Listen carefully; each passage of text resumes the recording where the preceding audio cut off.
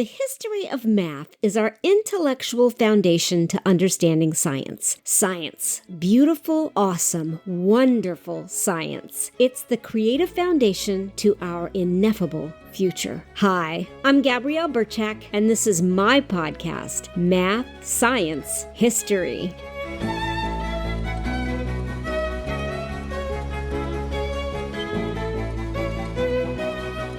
This podcast is sustained through your generous contributions, which I am so very grateful for. You can visit me at mathsciencehistory.com. Click on that coffee cup on the right side of my website and buy me a cup of coffee. Or 2, or 3, or 4, because every cup of coffee that you buy keeps this podcast up and running.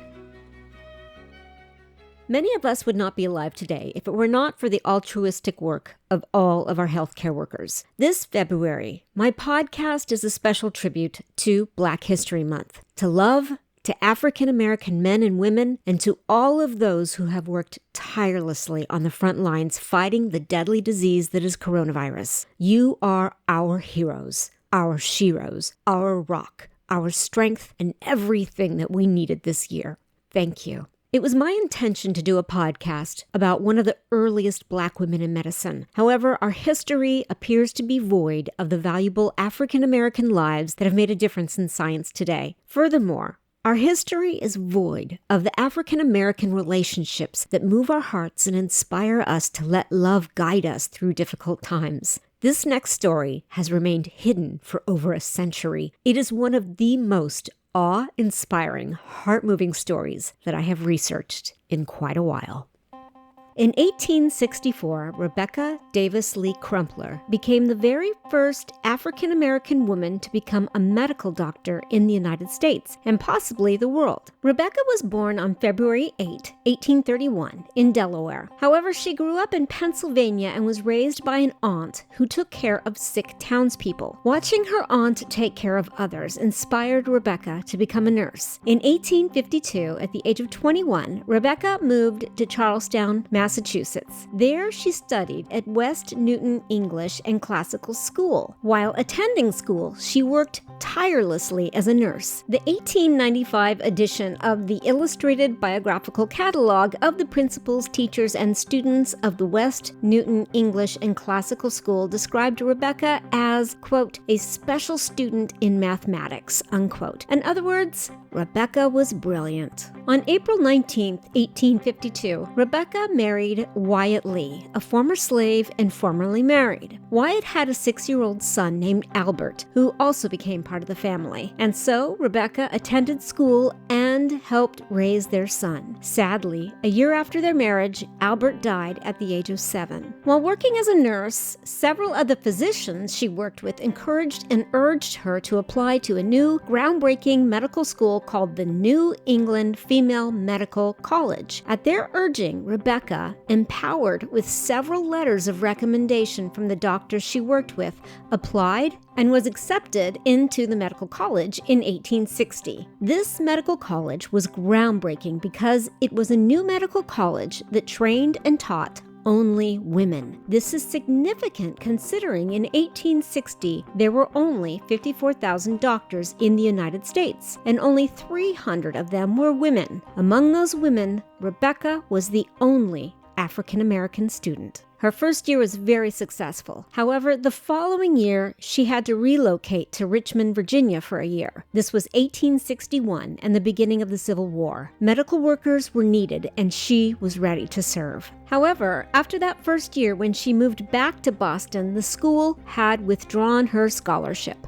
This did not stop her. She applied for the Benjamin Wade Scholarship and won. This helped her to fund the rest of her studies. Unfortunately, after her second year back at the medical college, she encountered another obstacle. On April 18, 1863, her husband Wyatt died from tuberculosis. However, Rebecca persevered. On February 24, 1864, after 3 years of education, writing her thesis, and paying her dues, Rebecca, along with 2 of her white classmates, Mary Lockwood Allen and Elizabeth Kimball, stood before the faculty and carried out their final examinations. She had shown the medical college and the medical community that she was a resilient woman who truly wanted to commit her life to the medical industry. After her oral presentation, the faculty then recommended Rebecca and the other 2 students to the Board of Trustees. However, some of the faculty had reservations about recommending Rebecca's thesis to the board. They noted that she had deficiencies in her education and indicated, quote, "Some of us have hesitated very seriously in recommending her," unquote.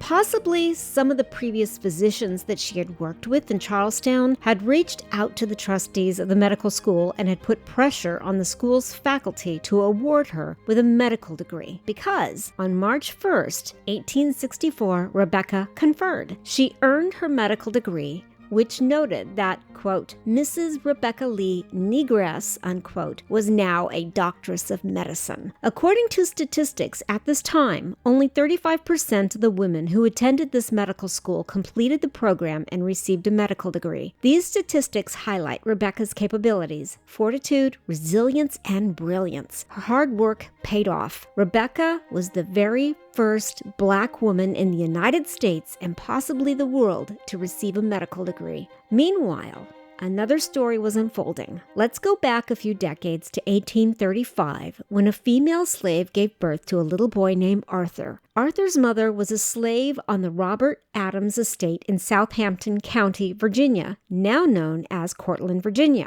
Arthur's biological father, Samuel, was also a slave, but on a neighboring property owned by Benjamin Crumpler. Thus, Arthur took the last name of Crumpler. When Arthur was 9 years old, his master, Robert Adams, died unexpectedly. As a result, Robert Adams' property had to be distributed among his family. This, quote, property included his slaves.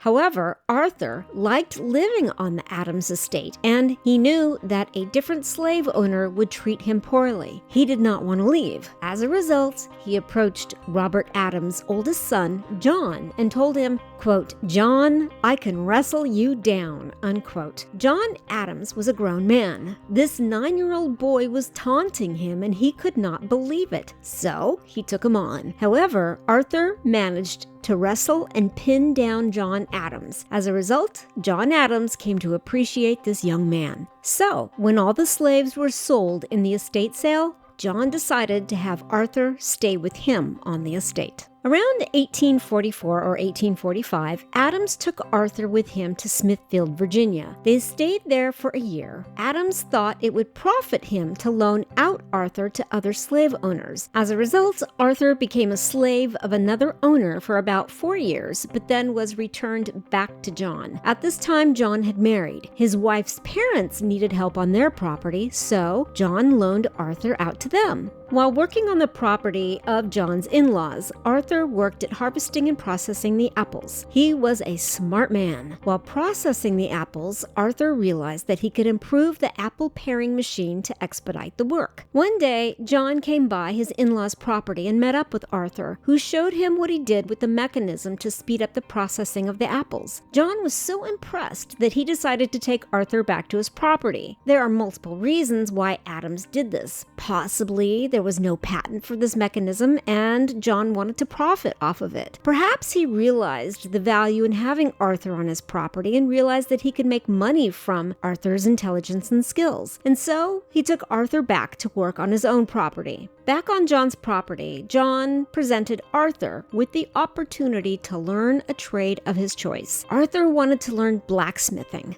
As a result, with this skill, Arthur earned approximately $250 per year, but more than likely, John pocketed the money. By 1858, slavery had been abolished in 17 states, and for the states that had not formed yet in the northern Midwest to the western coast, these were free territories. The African Americans in the slave states knew that they had rights, and they knew that they could live a better life. John knew this as well as he watched his own slaves run away from his estate. His estate was in Virginia, which bordered on the free northern states. As a result, to keep Arthur from running away, John set up Arthur with his own blacksmithing shop on the property. Then, on April 12, 1861, Confederate General Beauregard bombarded Fort Sumter, which started the Civil War. During the chaos, many slaves, including Arthur, saw their opportunity and ran from their masters masters to escape slavery. Many went straight to the Norfolk Navy Yard, where they took refuge on the USS Cumberland. After they embarked, the boat sailed to Fort Monroe, where Arthur took work as a blacksmith making horseshoes. His skill set was recognized and appreciated so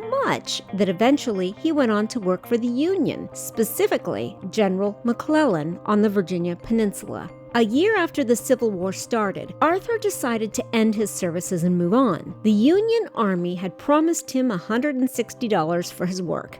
However, when he was to leave, the quartermaster informed him that they could not pay him that amount. Instead, they could only pay him $40. The Army coerced him into signing an agreement that he would accept $40 as payment. Arthur described his experience as follows, quote, "They took hold of my hand and held it while I made an X to something," unquote. Frustrated, Arthur traveled to Boston, where he could settle and live with other former slaves. In an article written several decades later, Arthur stated that he promised himself that he, quote, "would never make an X again beside my name written by somebody else, and I have kept that word. I have learned to write," unquote. When Arthur arrived in Boston, he found relief and refuge on a property owned by Nathaniel Topliff Allen. Nathaniel let Arthur sleep in the barn and do chores to earn his keep.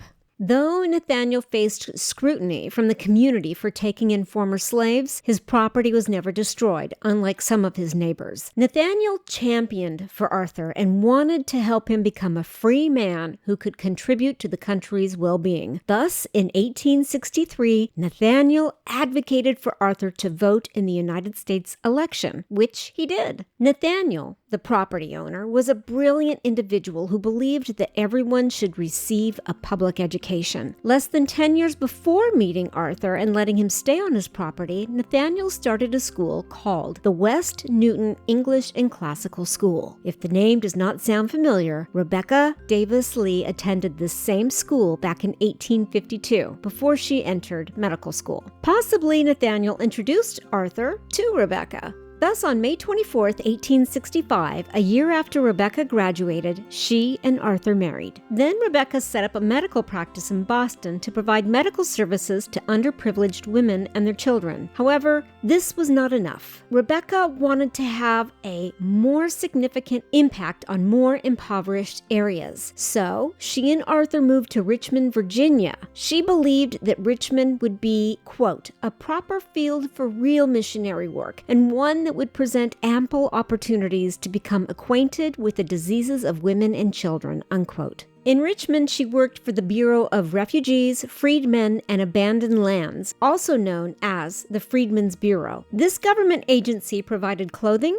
fuel, shelter, services to refugees, former slaves, their wives, and their children. Rebecca stated, quote, "During my stay there, nearly every hour was improved in that sphere of labor. The last quarter of the year 1866, I was enabled to have access each day to a very large number of the indigent and others of different classes and a population of over 30,000 colored," unquote. Rebecca was accomplishing her goal of having a reach over more people. The patients that Rebecca saw had been denied care by white physicians. In addition, even though she was a respected medical doctor, she was still subjected to racism from the administration and other physicians. She had challenges trying to get prescriptions filled and was often ignored by male physicians. Additionally, many people taunted her, stating that the MD behind her name stood for mule driver. Nevertheless, her desire to serve a charitable role in medicine inspired her to persevere. She stayed in Richmond for 3 more years. In 1869, she and Arthur moved back to Boston, where she felt she would be more welcome. Rebecca and Arthur moved to 67 Joy Street in Boston. Rebecca stated, quote, "I returned to my former home, Boston, where I entered into the work with renewed vigor, practicing outside and receiving children in the home for treatment, regardless in a measure of remuneration,"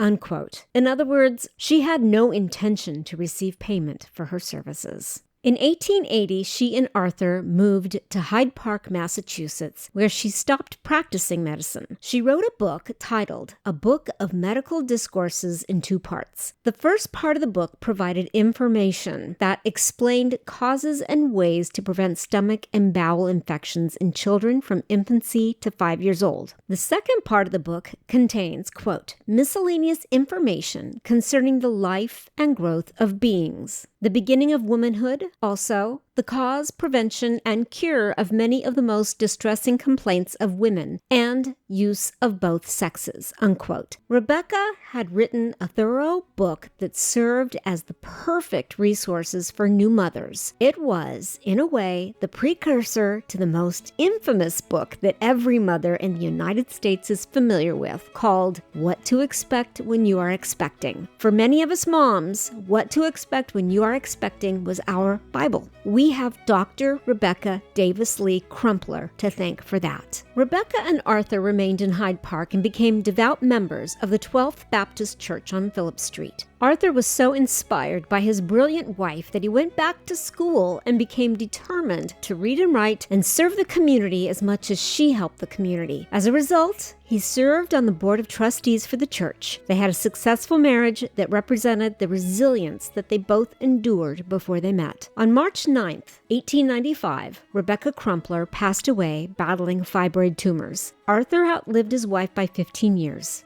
He passed away in May 1910. They committed so much to the community, to the church, and to the well-being of the marginalized. However, they were buried in graves that were unmarked for 125 years. On July 16, 2020, Vicki Gall, the president of the Friends of the Hyde Park Branch Library, spearheaded a countrywide fundraiser to erect 2 gravestones in honor of Rebecca and her husband, Arthur. Rebecca and Arthur lived a life of determination. For Arthur, he sought a better life and found freedom, civil rights, and true love. For Rebecca, she fought the stereotypes and found success as an altruistic medical doctor who healed not just hundreds of former slaves, but thousands of them. Arthur served the community. He empowered his wife, and he was inspired by his wife. And Arthur served the community. He empowered his wife, he was inspired by his wife, and he was determined to become educated. He is an inspiration to the Black men in this country who matter, whose voices matter, whose contributions matter, and whose lives matter. Rebecca served the poor. She helped the underrepresented and altruistically took care of the marginalized and oppressed. She addressed health inequities among people of color. She started a trail of success that over time became a paved road for Black women in medicine. Rebecca Crumpler created that path, and Arthur was there for Rebecca every step of the way. Together, they persevered. Together, Rebecca and Arthur created a partnership that allowed Rebecca to achieve what no other African-American woman in her time had the opportunity to do, which was serve as an inspiration for so many other Black women in medicine. Their love for each other empowered them both to make a difference in the world. Arthur's life story serves as a reminder that Black lives matter, that Black men matter. And through all the women that Rebecca inspired, her legacy forged a highway of success and achievement for all Black women in medicine.